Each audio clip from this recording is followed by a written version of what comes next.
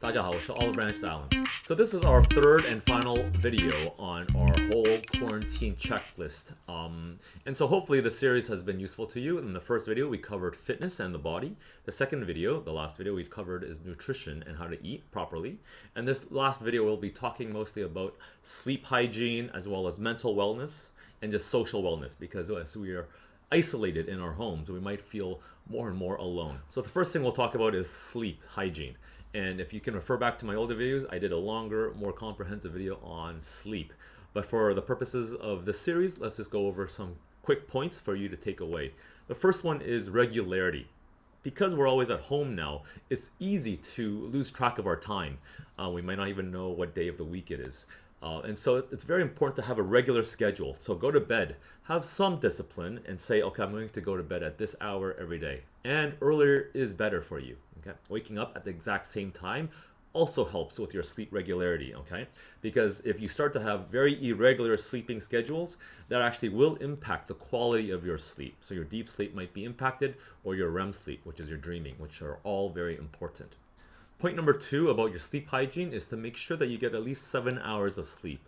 I know a lot of people who are actually very busy. They are getting less and less hours of sleep because they just say they're too busy. This is not a good strategy because it'll eventually hurt you in the long run.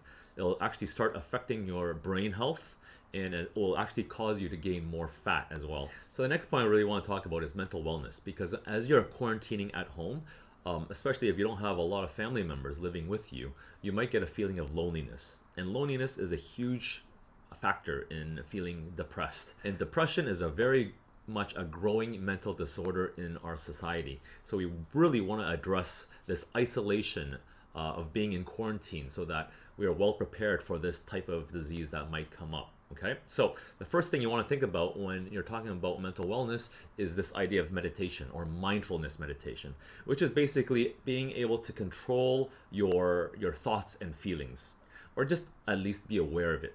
Identify your thoughts and feelings, and that's the whole purpose of meditation. It's to raise your ability to be aware of these feelings. If you've been quarantining for a little bit longer period, then you might actually start to feel a little bit like everything's gray. This is actually a good time for you to practice gratitude. At the end of every night, what I recommend you do is to sit down and write in a journal 3 things that you're grateful for during that day. And you repeat this every day, and that actually helps remind you about the positive things in your life, because it's very easy to get sucked into the grayness of quarantine life. And so this actually is a very good thing for you to stay positive. The last and final point in this series is social wellness, which is related to mental wellness. And that's basically saying that we're all part of a society, a community. And so it's important to stay connected with our community. As I mentioned earlier, depression and loneliness are very, very bad things that are happening in our mental sphere right now. And one way we can combat that is to stay connected with people you care about and care about you.